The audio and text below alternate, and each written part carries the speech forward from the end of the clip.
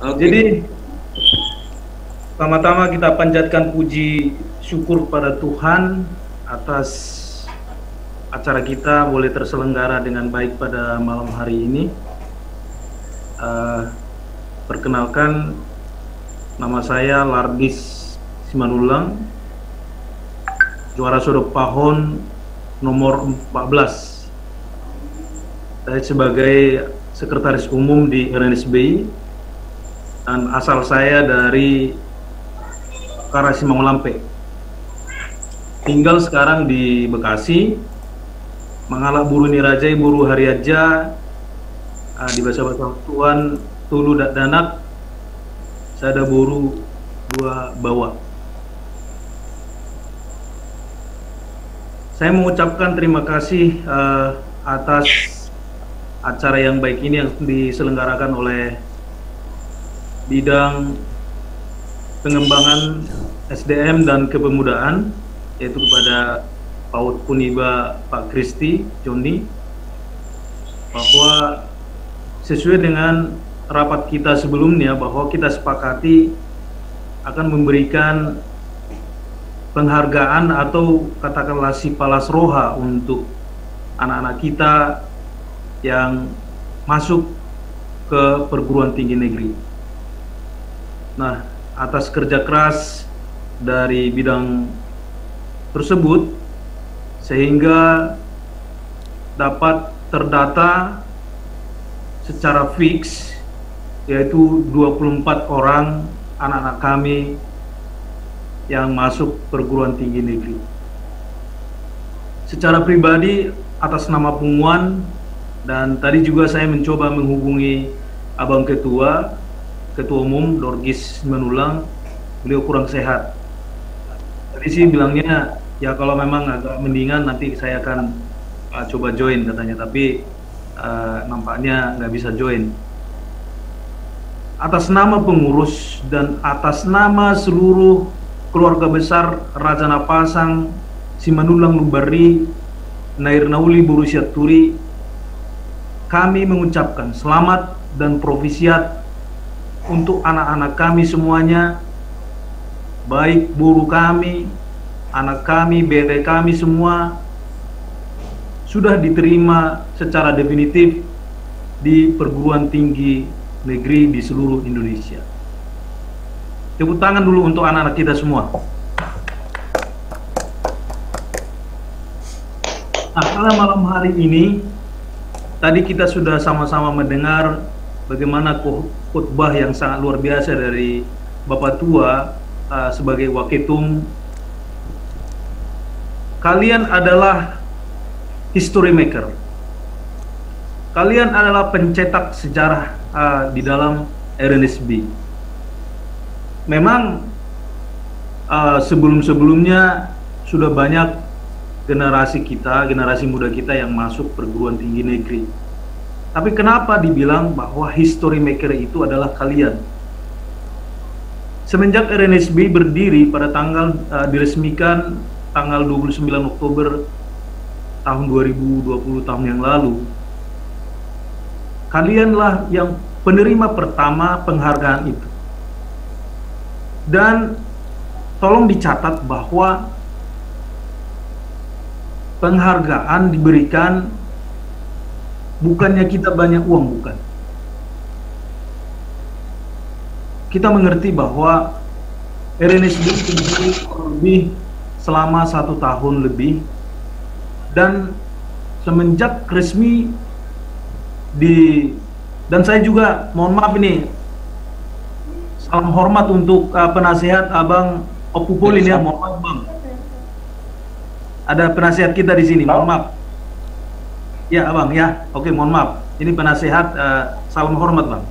Ya, jadi sejak diresmikan tanggal 29 Oktober memang boleh saya katakan sebagai Sekretaris Umum Vakum dari bulan Oktober sampai bulan Juli kemarin, karena memang saya terpapar setelah pelantikan bulan Oktober, saya terpapar bulan November, dan penyembuhan sembuh bulan Desember. Tapi karena efek dari COVID itu saya pasif memang sampai bulan Juli kemarin. Tetapi saya mencoba dan bukan cuma saya yang terpapar, para nijabu juga, anak-anak juga 2 orang.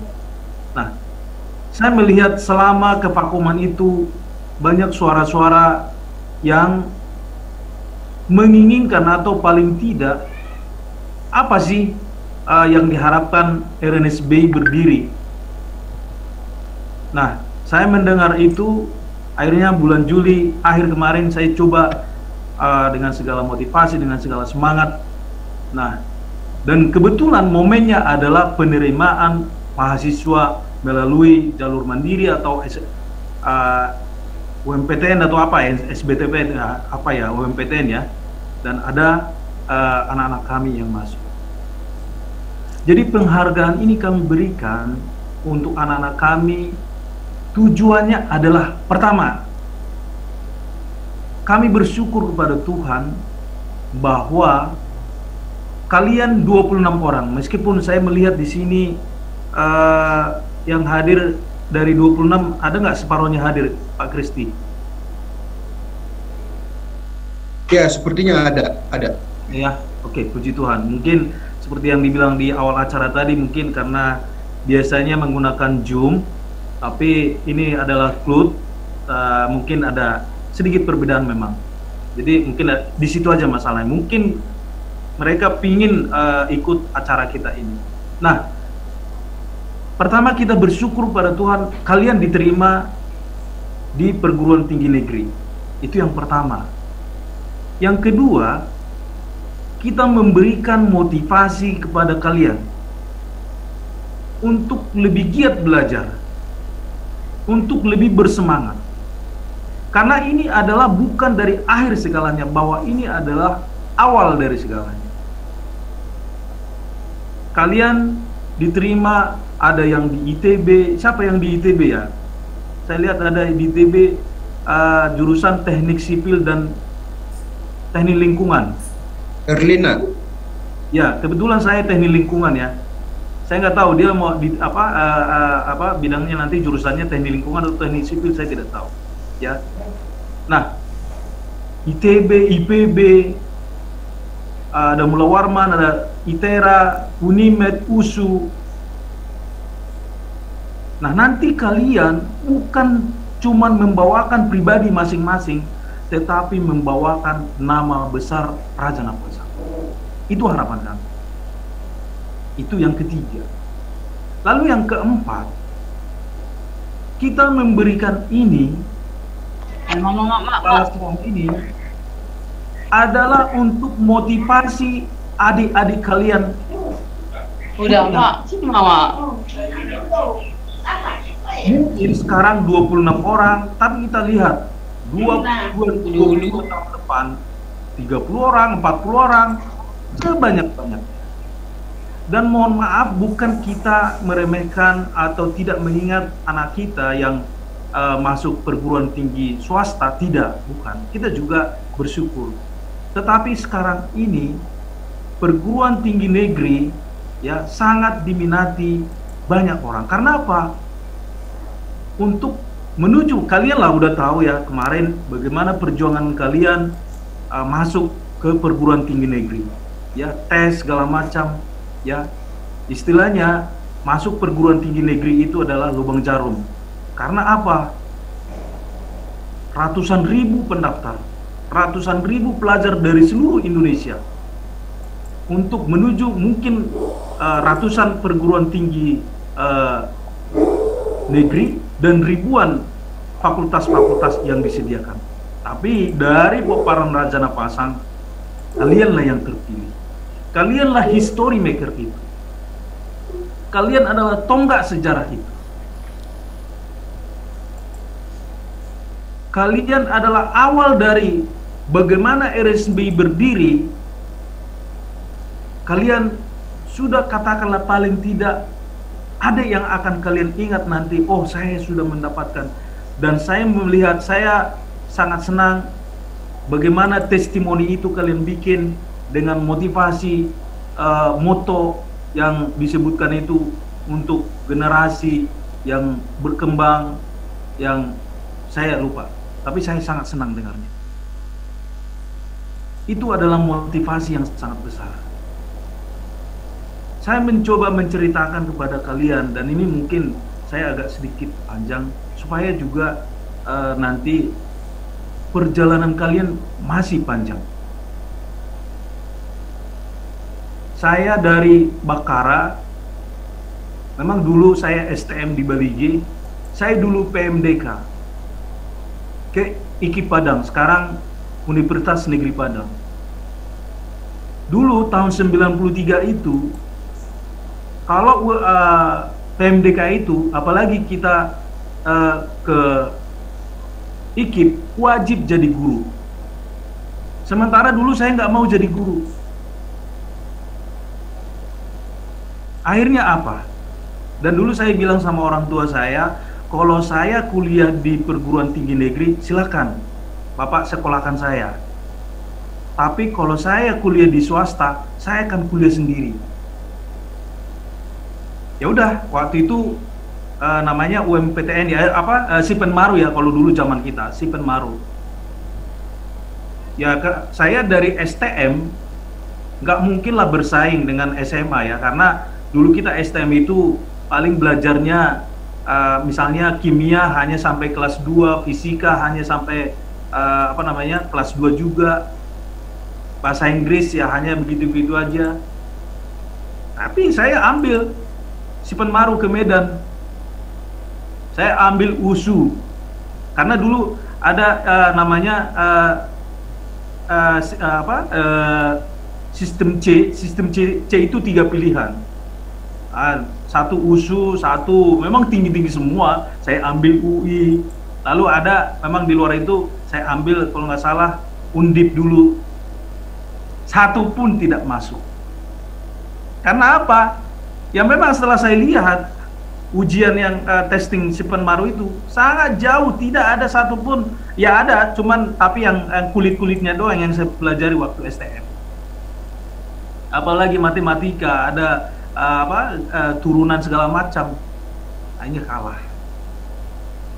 Nah, saya berangkat ke Jakarta, saya merantau ke Jakarta, terus sempat jadi kondektur ya, kenek mobil ya, yang jurusan Kampung Melayu Pulau Gadung ya, 27 ya. Nah, tapi memang cita-cita saya dulu pingin jadi insinyur, memang itu cita-cita saya. Nah akhirnya dulu ya, singkat cerita, saya sempatlah bekerja di Departemen Pekerjaan Umum ya, Departemen Pekerjaan Umum. Dan waktu itu saya ditempatkan di proyek pengembangan lahan gambut 1 hektar di Kalimantan Tengah. Zaman itu proyek mega proyeknya Pak Soeharto dulu. Nah, dari Departemen PU inilah saya disekolahkan waktu itu masuk Akademi Teknologi Sabta Taruna di Cawang ya, D3. Nah dulu itu masih D3, sekarang kalau Sabta Taruna sudah menjadi sekolah tinggi, sudah ada S1-nya. Nah cuman tahun 99 saya sudah mau diangkat menjadi pegawai negeri PNS di PU, tapi saya keluar. Saya keluar karena apa? Memang batin tidak ini, karena banyaklah pengaruhnya, banyaklah alasannya. Saya keluar, dan waktu itu saya masuk di Sabta Taruna itu tahun 97. Tapi karena waktu itu ada staf ahli Menteri PU dulu namanya Pak Parulian Sidabutar. Ya udah, kamu keluar tapi sekolahmu lanjut ya. Oh iya Pak, saya lanjut. Nah, terus gimana? Saya tetap ini nggak dibiayain nggak? Nggak apa-apa, saya nanti kasih disposisi ke Direktur Sabta Taruna supaya kamu tetap free. Saya selesai tahun 2000 lah, 2097 saya masuk. Dan saya D3 Teknik Lingkungan. Makanya tadi saya yang masuk di ITB, kalau dulu guru-guru saya, dosen-dosen saya itu banyak dari ITB Teknik Lingkungan. Saya nggak tahu Destri masuk Teknik Lingkungan, saya nggak tahu. Tahun 2000, begitu saya lulus, saya sudah keluar dari pekerjaan umum. Saya nggak kerja. Akhirnya saya bekerja di sebuah gereja di Santo Kristoporus Grogol. Saya sebagai pembantu sekretariat. Jadi ini untuk motivasi kita ya. Ini saya cerita untuk memotivasi kalian bagaimana semangat untuk belajar ya. Mungkin banyak lah. Nah, saya tahun 1999 keluar dari PU, terus akhirnya saya kerja di gereja, di sekretariat paroki. Nah, waktu itu saya langsung melanjutkan S1 di Trisakti. Melanjutkan S1 di Trisakti. Nah, S1. Tapi Pada dia saat itu di Trisakti per SKS tahun 2000 sudah 150.000 per SKS. Tapi puji Tuhan, memang kalau orang yang bekerja di gereja itu pasti dipenuhi oleh pasti dicukupkan lah. Ada yang bantuan dari pastor, ada yang bantuan dari misalnya, karena dulu juga saya sempat honorer kayak gitu, karena Kristoporus punya sekolah mulai dari SD sampai SMA. Nah, saya kadang-kadang honorer ada bimbingan anak-anak juga ya. Saya terima. Saya lulus tahun 2002 dari Trisakti Teknik Lingkungan.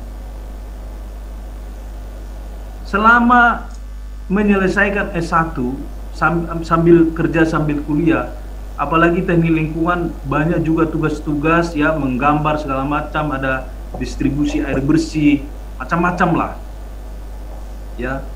Jadi saya harus membagi antara kerja, waktu D3 juga membagi antara kerja dengan di PU dengan kuliah, karena waktu itu saya ambil sore ya, jadi masuk kuliah itu jam 5, tapi waktu itu saya dikasih izin sama atasan saya jam 4 saya sudah selesai kerja dari PU.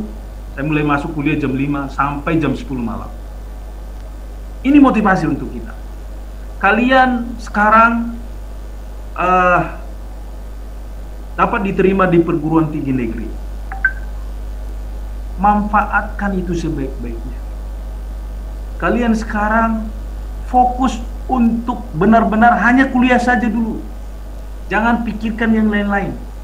Dan doakan bapak dan ibu kita, orang tua kita, supaya mendapatkan rezeki, supaya sekolah kalian benar-benar sampai selesai. Saya sudah bilang bahwa ini adalah awal dari perjuangan kalian.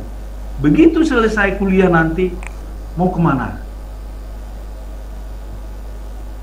Karena untuk saat ini, apalagi kita berharap bahwa pandemi ini akan segera berlalu ya, segera selesai. Mungkin kalian harus punya target. Ada yang saya lihat ada yang D3. Sama kayak saya dulu. D3 dulu, nggak apa-apa. Begitu selesai D3, udah bikin target. Saya mau jadi apa? Begitu S1 atau mau kerja dulu, nggak apa-apa. Yang penting punya motivasi. Tadi sudah kita dengar dari Bapak Tua Ketua Umum, sangat luar biasa khotbahnya ya. Bercerita tentang seorang Yusuf. Kita sudah tahu siapa Yusuf itu sebenarnya. Nah, dalam di RSB Channel saya sampaikan bahwa andalkan Tuhan di dalam kuliah kalian. Saya sekarang ini sangat miris melihat anak-anak kita sekarang. Kalau zaman-zaman saya lahir tahun 75, ya mungkin yang di sini yang masih ada setaraf dengan saya, ya disiplin sopan santun itu yang paling utama. Tapi sekarang saya melihat sopan santun etika itu sudah menurun. Nah, saya mau kalian sambil kuliah ya banyak berdoa. Mungkin yang misalnya dari dulu Sanggul harus pindah ke Medan atau ada yang ke Bandung, ya ikuti kebaktian ada di apa namanya setiap fakultas ada misalnya persekutuan Katolik atau Kristen, Protestan segala macam, ikuti semua. Karena itu juga salah satu apa namanya satu semangat ya. Dan sekarang udah masa ini ya, masa perkenalan ya, sudah ya kalian ya. Ya, sudah masa perkenalan. Untuk masuk kuliah atau sekarang saya nggak tahu apa sistem paket kah atau apa seperti apa ya, mungkin Bapak Tua waktu itu kan seorang dosen ya. Saya waktu di Trisakti, saya pernah mengambil satu semester 30 SKS. Pada saat itu hanya dikasih sekitar 20 SKS, tapi saya ambil 30 SKS. Dan puji Tuhan ya nilainya paling rendah B. Karena apa? Itu tergantung kita. Jadi dalam kuliah itu punya strategi. Ya, saya nggak tahu sekarang apakah masih ada semester pendek, saya nggak tahu. Ya, itu kesempatan kita diberikan semester pendek itu untuk bagaimana kita mempunyai target untuk mempercepat penyelesaian kuliah itu. Ya, misalnya ada yang ngambil S1 sekarang, bisa nggak 4 tahun atau bisa nggak 3,5 tahun? Itu harus diingat mata kuliah yang misalnya Pancasila atau apa kewiraan atau apa segala macam itu adalah mata kuliah dasar, tapi di sini kadang-kadang agak lengah sehingga dapatnya nilainya C. Padahal sebetulnya itu adalah mata kuliah umum yang mestinya A pun harus kita bisa dapat. Nanti kan setelah menjurus pada misalkan jurusan kita ya mungkin udah agak lebih susah ya. Kalau dulu saya teknik penyataan lingkungan itu satuan operasi yang paling susah itu kalau C pun sudah bagus. Karena akan masuk nanti ke bidang masing-masing. Misalkan akuntansi untuk ininya kan udah lebih kepada keuangan segala macam. Tapi mata kuliah umum jangan sampai lengah. Jangan sampai lengah kalian. Di situ kadang-kadang ini mata kuliah ini biasa-biasa. Padahal ya itu kan akumulasi semuanya. Nanti untuk menentukan IPK kalian, indeks prestasi kumulatif. Dan catat ini, ke depan IPK tinggi itu adalah menjadi pilihan. Syukur-syukur pada saat sekarang ini kalian mempunyai IPK yang bagus, ya. Nanti ada perusahaan yang melirik, itu bisa dipanggil. Atau nanti misalkan saya dari teknik penyataan lingkungan atau apa, saya butuh misalkan di perusahaan saya. Dan ingat ya, kalian yang 26 ini akan kami pantau terus melalui bidang sumber daya pengembangan SDM dan kepemudaan. Ini akan dipantau. Bukan cuman hanya sekarang ini secara simbolis penyerahan si Palas Roha itu, bukan. Kami akan mengikuti jejak kalian, kami akan pantau melalui nanti bidang sumber daya SDM sama kepemudaan, entah seperti apa nanti, apakah ada grup atau apa, kalian akan diikuti. Bukan diikuti untuk katakanlah untuk menakut-nakuti, tidak, tapi tetap memberikan motivasi. Sampaikan nanti di dalam forum, misalkan kalau kalian ada grup WA, sampaikan kalau misalkan kalian ada masalah kah atau apa ya, atau misalnya nanti kalau sudah katakanlah mau sidang akhir atau mau tugas, kan kadang-kadang ada misalkan mau magang ya, bilang sama Pak Kristi atau ketua bidang ini, saya mau magang di perusahaan opung lah, abang lah. Ya misalkan bisa juga ke saya mau magang di tempat opung, tulang, nggak apa-apa. Kita mau kalian yang 26 orang ini menjadi orang yang siap pakai. Kalau sukses itu nanti, kalian yang menentukan sendiri. Tapi paling tidak orang yang siap pakai, orang yang jadi.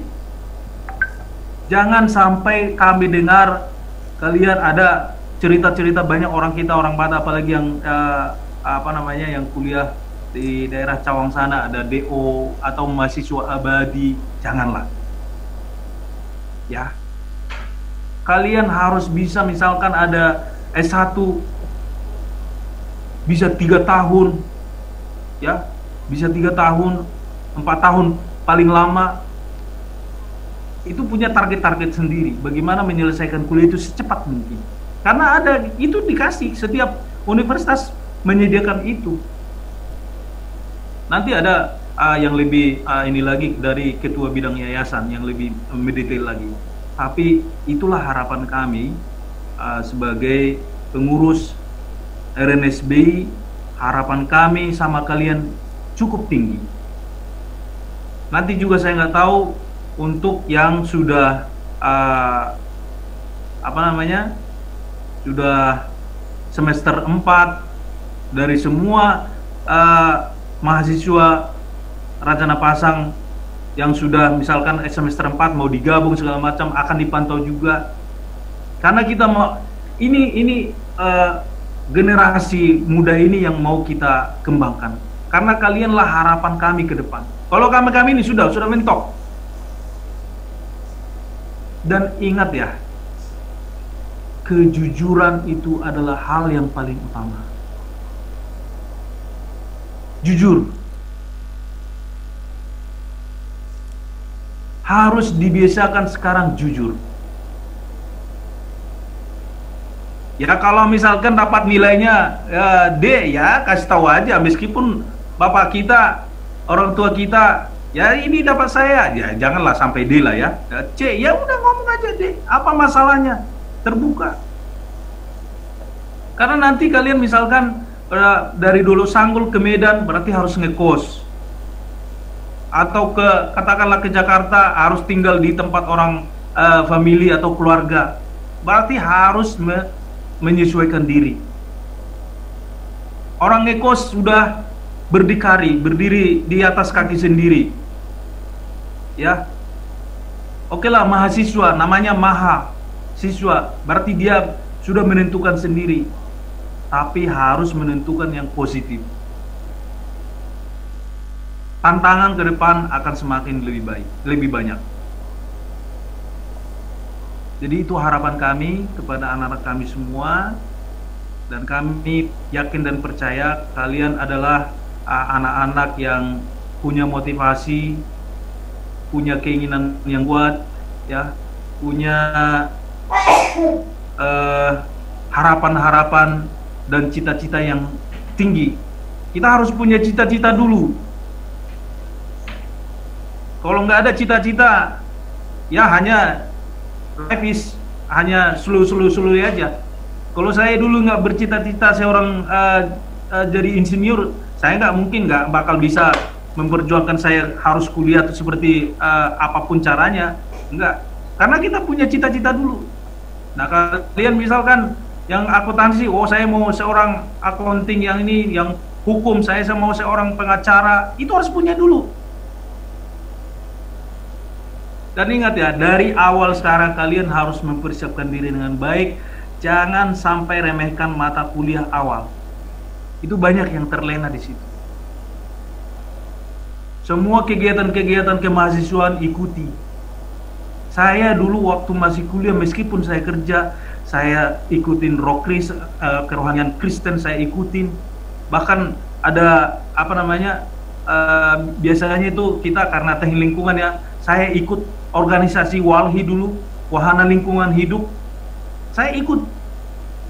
Ya meskipun kita tidak bisa aktif, paling tidak kita punya keanggotaan. Karena itu banyak banyak faktornya. Dan gunakanlah handphonemu sebaik mungkin. Jangan, kalau bisa ya, jangan ada game di handphonemu. Jangan ada game. Fokus utama sekarang adalah belajar. Belajar. Itu dulu. Karena kami yang dari kampung udah terbiasa dididik dulu seperti itu, hanya belajar di pikiran kita. Kalau belajar dulu pulang dari sekolah, pergi mangobak ya. Mangobak doita, bahkan najolo mula giba sekolah sa sekolah. Ayo dok tiba pagi-pagi. Tuba dia dondok ku buat bajum dah. Mangat dibeli dondok dah. Ayo dok tiba sih. Tapi karena kita punya, ya memang dulu moloso so kareju kita, apalagi moloso ngoni hutan nami, si mau ngelape wala batu-batu itu. Moloso mangobak, moloso batu iya do, ibu do, akaduh na dibatui. Tangan do. Jadi harapan kami seperti itu. Sekali lagi selamat untuk kalian, dan nanti yang meneruskan momen-momen seperti ini adalah bidang 4, kepemudaan dan SDM. Ya silakan nanti Pak Kristi diikutin terus ya, dan bukan cuman yang PTN juga, yang lain kita tidak bukan melupakan yang PTS, bukan, tapi paling tidak dengan masuknya ke PTN ini kan melalui sebuah perjuangan. Memang ke PTS juga ada perjuangan, ada tes juga sekarang, tapi agak beda dalam tanda petik masuk ke PTN. Mungkin seperti itu. Terima kasih. Mohon maaf kalau memang ada dari apa yang saya sampaikan tadi kurang berkenan. Tetapi yang saya sampaikan tadi adalah fakta dari kehidupan saya, perjalanan pengalaman saya. Itu yang mau saya share untuk pembekalan kalian. Dan ada pengalaman saya juga waktu masih masa kuliah dari D3 sampai S1. Mudah-mudahan itu bisa kalian petik, bisa kalian ambil hikmahnya. Ya, jadi saya tabayotin naik, saya didongani Tuhan mahamu mengulak kasih ulaon asabui asik kolahon akka ya nakot taon ileon hai pason manang na hape na niulo tangad do pikiran muna dia ka na kadong na PNS aka na martani saya sinur manapinahan gabi na niula oras jolma ba watama nama dongan hita saluhuna oleh ate somir nabu ibu pasahat sebagai oleh